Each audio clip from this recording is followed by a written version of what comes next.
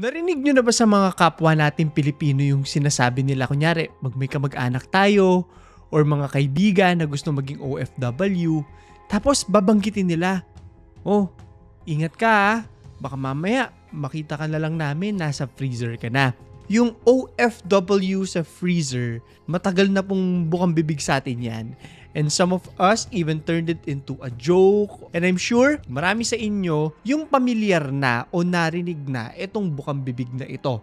Pero hindi ako magsisinungaling sa inyo kasi akala ko talaga po ay joke lang talaga siya na tumatakbo. That was until I learned about the story of Joanna Demafelis. Binasa ko po yung kwento niya at napasabi na lang ako ng, shit, totoo pala yung mga ganitong klase ng kwento. Meron pala talaga mga OFW na nailagay na sa freezer. And it's sad just as it is shocking. Dahil ang realidad talaga dito na dapat nating talakayin tinetake for granted po natin yung ating mga kababayan o mga kamag-anak na OFW. Nasa kabila ng kanilang pagpupursige or ng kanilang pagsasakripisyo, hindi natin nakikita ng buo kung ano yung mga panganib na pinagdadaanan nila sa pang-araw-araw nilang buhay. I guess hindi ko na kailangang sabihin sa inyo, no? Pero trigger warning na lamang po din dahil medyo madugo ang ating usapan. Pero iikot tayo sa ilang mga importanteng katanungan kagaya na lang ng, sino nga ba si Joanna? Bakit nga ba siya naging OFW? Paano siya namatay? At bakit siya nilagay sa freezer? 'Di ba? And equally as important lang din, sino yung mga hayop or sino yung hayop na gumawa sa kanya nito? At mananagot kaya itong isa or maraming tao na to na gumawa sa kanya? Samahan ninyo ako ngayong gabi. Ang kwento natin ay OFW sa freezer, The Murder of Joanna Demafelis. Sino si Joanna? Para mas makilala natin kung sino siya, uumpisahan natin sa dulo ang kwento. Sa panahon kung saan naibalik na ang kanyang katawan sa Iloilo mula sa Kuwait. Dito makikita natin sa mga larawan na mayroong mga karatulang nagsasabing Justice for Joanna Demafelis. Imagine niyo yung eksena. Kakalapag lang po ng kanyang labi sa Iloilo International Airport. Nakalagay siya sa isang wooden box. At nang unti-unting inihahatid yung kanyang katawan doon sa kanyang pamilya sa may cargo bay, nag-umpisa na po na mag-iyakan ang lahat. Ate, gumising ka. Alam kong buhay ka pa. Paulit-ulit na sigaw ng nakababata niyang kapatid na si Joyce. Habang nasa harapan niya ang kahong naglalaman ng kanyang ate, ang ina niya naman paulit-ulit ang pagsambit ng baby girl. Habang ang asawa nito tahimik lang na nagluluksa sa likod kasama ang ilan pang mga bata. And I guess, ito yung eksaktong moment na magpapakilala sa ating lahat kung sino nga ba yung biktima dito sa ating kwento. Hindi na kailangang i-explain na ito ay isang, alam mo yun, Pilipina na mahal ng kanyang pamilya. Isa itong mapagmahal na anak ayon sa kanyang ina at katulad ng napakarami po ng mga OFW sa iba't ibang sulok ng mundo, ang main goal ni Joanna Demafelis ay makapag-provide para sa kanyang pamilya. Bibigyan natin ng context yan May dalawang bagay akong nakikita na specific na goals ni Joanna kaya siya nagdesisyon na pumunta ng Kuwait. Una, na maipaayos ulit yung bahay nila kasi winarak daw ito ng bagyong Yolanda. At pangalawa, ang mapag-aral ang kapatid nitong si Joyce na nangangarap maging isang pulis. Kaya sa tingin ko, gets nyo na kung bakit ganun na lang yung hagulgol ng kapatid nito. With this being said, aalamin na natin yung kwento. So nung nasa Kuwait po si Joanna, sabi nila 2 years na raw siya. Nagulat na lang isang araw yung pamilya niya kasi bigla-bigla na lang nawalan ng kontak sa kanila. Biglang hindi na rin nagpadala ng pera at ang kahuli-hulihang komunikasyon po sa pagitan ni Joanna at mga kamag-anak niya ay nangyari noong September 2016. Missing Joanna Demafelis. Nagulat na nga sila na hindi na nagpapadala si Joanna. At dahil dito, kinailangang huminto nung kapatid niya na si Joyce sa pag-aaral. And for a long while, wala po talagang nakakaalam kung ano yung nangyari kay Joanna. Kaya I think after quite some time, kung di ako nagkakamali, after a year, ni-report na nila na missing itong kamag-anak nila na si Joanna. Mapapatanong I'm sure lahat naman naglalaro na yung isip. Lumayas ba siya? Tumakas ba siya? May ginawa ba siyang krimen kaya nagtatago siya? O kinalimutan niya na lang ba bigla yung pamilya niya? Bigla-bigla. Siyempre, hindi may iwasan nga na maglaro yung isip natin sa ganitong mga klase ng bagay. Given na walang kahit anong kasagutan kung nasa na ba si Joanna. And then one day, noong 2018, nahanap na ang kanyang katawan. Pumutok ang balita na ang nawawalang OFW po ay natagpuan sa loob ng isang freezer. At hindi lang murder ang magiging issue sa kwentong ito. Obviously, may pumatay po dito sa ating kababayan. Magiging dahilan din ito ng isang mas malaki pang hidwaan sa bansa natin at sa bansang Kuwait. Mamaya, pag-uusapan natin yan, pero kakamustahin muna natin syempre kung ano yung nangyari sa kababayan natin. Paano siya napunta dun sa freezer? Sinusuri muna yung katawan nitong kababayan natin para mas malaman kung ano nga ba ang nangyari sa kanya. Autopsy. Matapos makuha ang mga labi ni Joanna doon sa freezer, ay sumailalim ito sa isang autopsy para mas maintindihan kung ano yung nangyari dito, diba? At this point, allegedly pa lamang po pero madalas daw itong sinasaktan, binubugbog, minamaltrato ng employer niya. Hindi po bago yung ganyang kwento sa mga OFW natin. So yung mga senyas na yan sa katawan niya, makikita kaya ito sa autopsy? Well, pumasok na mga resulta at ito ang sinabi. Ayon kay Ambassador Renato Pedro Villa na si Joanna raw ay nakitaan ng mangilang mga broken ribs at meron ding trauma sa kanyang pelvis at kidney area. Grabe, ang lalim, di ba? So definitely, pinagsasaktan po talaga ang kawawa nating kababayan. Bukod pa rito, nagsuffer rin daw ito sa internal bleeding. Bukod syempre sa sugat sa loob, meron din siya mga sugat sa labas. Siguro galos, kalmot, pasa, nakita rin sa kanya lahat yan. The perpetrators. Isang lalaking Lebanese na si Nader Esam Asaf at ang asawa niyang Syrian ang akusado sa pagpatay kay Joanna. Ito yung mga employers po ni Joanna. Sa tulong ng Interpol, na-detain ang dalawa sa Syrian capital ng Damascus noong February 2018. Binigay ng Syrian government si Asaf sa Lebanon habang ang asawa niya naman ay nanatili sa Syria. Ngayon, ang tanong, mapaparusahan kaya sila sa kahayupan na ginawa nila sa kababayan natin? At paano nga ba nila ginawa ang pagpatay kay Joanna? Sobrang dark, pero syempre kailangan nating malaman yung mga detalyeng yan Alam mo, yung lalaki na rin mismo ang sumagot. Sabi po ni Nader Esam Asaf na maamin naman daw siya. Alam niyo po, ako mismo yung naglagay kay Joanna sa loob noong freezer kung saan siya nahanap. Ito raw ay matapos na siyang ma-blackout, Kasi tinotorture na raw nung asawa niya itong si Joanna. Yung asawa niya ay si Mona Hassoun. Sana tama po yung pagkakabanggit ko. Umamin rin siya na, opo, tama nga po yun. Kaya may mga pasayan kasi madalas po talaga yung asawa ko binubugbog itong si Joanna. At naniniwala rin siya na at the time na nilagay nila sa freezer si Joanna, buhay pa raw ito. Napakagago. Pasensya na po sa termino ko. Pero napakagago. Sabi niya, nagpanik lang daw siya dahil sa nagawa ng kanyang asawa. Siguro hindi niya na rin alam yung gagawin niya, Kaya nilagay niya lang para maitago. Hiling ng pamilya. Ngayon, alam na nila kung ano lahat ng nangyari, Nakarating na sa pamilya ang kagaguhang ginawa nitong mag-asawang ito. Balikan natin sila, Sa isang larawan, makikita ang kanyang ina na hawak ang printed photo ni Joanna. Ang buo nitong pamilya umaasa na mabigyan ng hustong parusa ang mga pumatay kay Joanna de Mafelis. Ito mga time na to, parang hinuhuli or nahuli na determine na itong mga gumawa ng krimen. Inaasikaso na po ito hindi lang ng Pilipinas kung hindi ng mga gobyernong involved dito sa kasong ito. Hatol sa mag-asawa.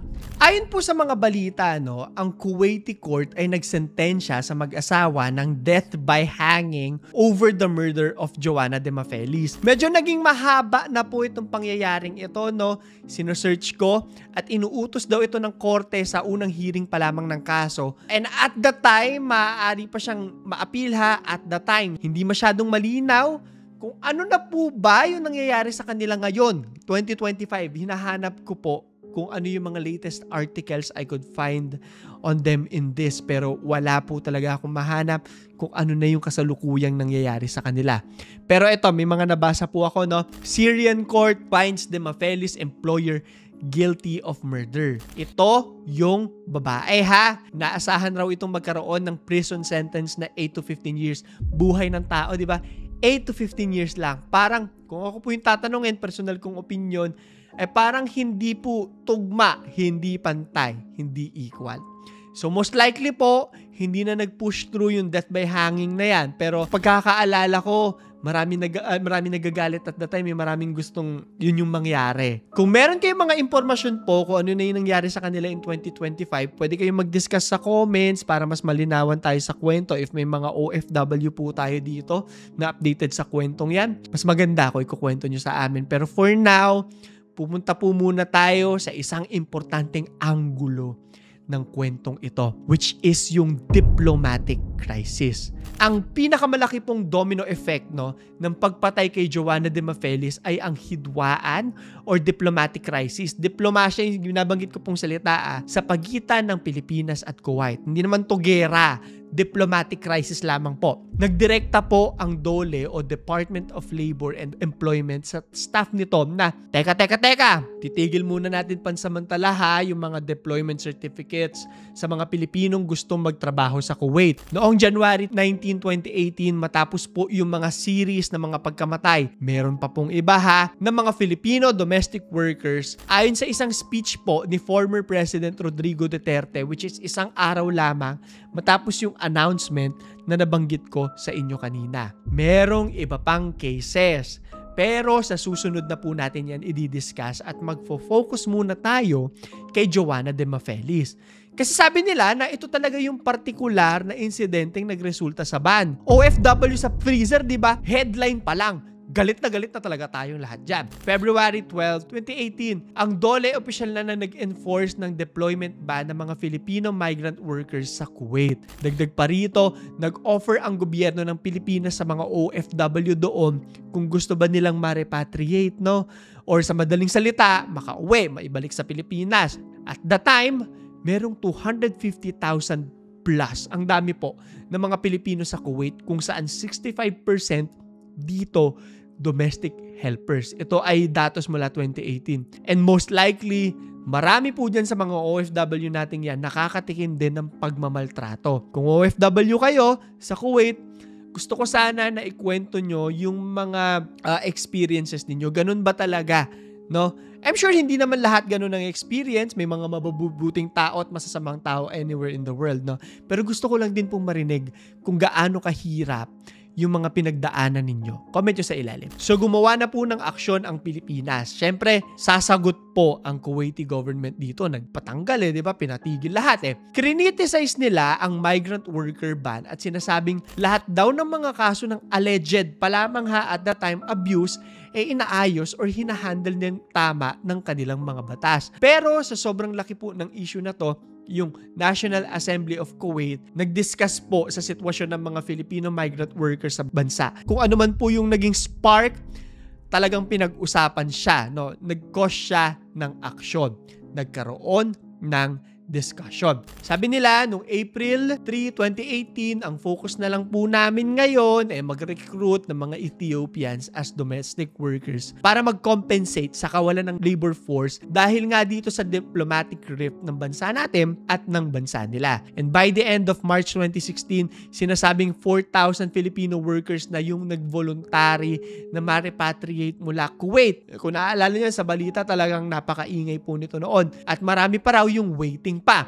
dahil sa mga nangyayaring ang diskusyon with Kuwait. Pero hindi pa dito nagtatapos ang lahat, lalo pang lalalim ang hidwaan. April 21, 2018, may lumabas po na video kung saan nagpapakita ng mga operations ng pag-rescue ng mga Filipino maids sa mga allegedly abusive nitong mga employer.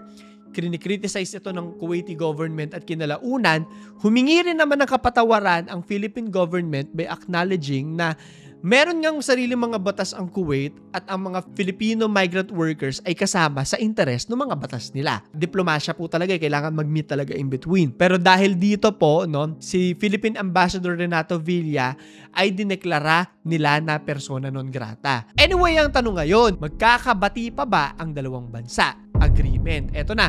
Of course, nag-uusap naman ng masinsinan ng dalawang bansa. Kaya nga diplomasya ang tawag natin. Kaya nga yun yung ginagamit nating termino. Noong February 14, 2018, ang parehong gobyerno ay nag-anunsyo na nagkaroon na nga ng consensus para pumirma sa iisang agreement tungkol sa working conditions regulations. If meron man po magandang nangyari dito, masasabi ko sa inyo, eto yon. Inimbitan nila ang former president na si Rodrigo Duterte para mag-state visit sa Kuwait. May mga condition po ang ating dating Pangulo para tanggalin yung deployment ban. Siyempre, isa na dito yung magbigyan ng hustisya si Joanna de Mafelis. Nagkaroon pa rin ng konting tensyon dahil sabi ng Pangulo natin at that time, hindi, gagawin na namin permanente yung deployment ban. Pero yung agreement, kinalaunan na pirmahan na po noong May 11, 2018. Sa usapang ito, ito yung maganda ha, may mga rights na ibinigay na nagre-recognize sa ating mga OFWs. Hindi na rin daw maaaring kunin ng kanilang mga employers yung documents at passports nila. Doon pa lang meron na tayong napanalunan dito. Hindi napasawalang bahala ang pagkawala ng buhay ni Joanna de Mafelis at ng ating iba pang mga kababayan. Anyway, pwede na rin daw silang gumamit ng mobile phone. Napakasimpleng bagay, di ba? Tas hindi pala nila pwedeng gawin yun. Grabe! So makikita mo talaga na parang before this, parang hindi tao yung turing sa kanila. Term ko lang po yun pero parang ganun, di ba? Yung mga empleyado rin daw entitled na magkaroon ng pagkain, bahay, damit at health insurance. At dapat ay meron silang at least isang araw na day off, linggo-linggo. Grabe, hindi nagda-day off. Nakakapagod po yun. Matapos ang deal, pinalitan ang Philippine Ambassador sa Kuwait na naging cause ng issue kanina at nag-abiso na tanggalin na ang deployment ban. At noong May 22, mismo ang dating Pangulo po ang nagsabi na okay na ang relasyon ng Pilipinas at ng Kuwait. Kalagayan ng mga OFW. Ito naman yung gusto kong pag-focusan Sinabi ko sa inyo na 250,000 plus ng mga OFW sa Kuwait noong nangyayari itong mga kwentong to. Marami sa kanila talaga inaasahan po ng kanilang mga pamilya na magpadala ng mga remittances. At nakakalungkot na karamihan sa kanila dumadaan po talaga sa matinding pang-aabuso.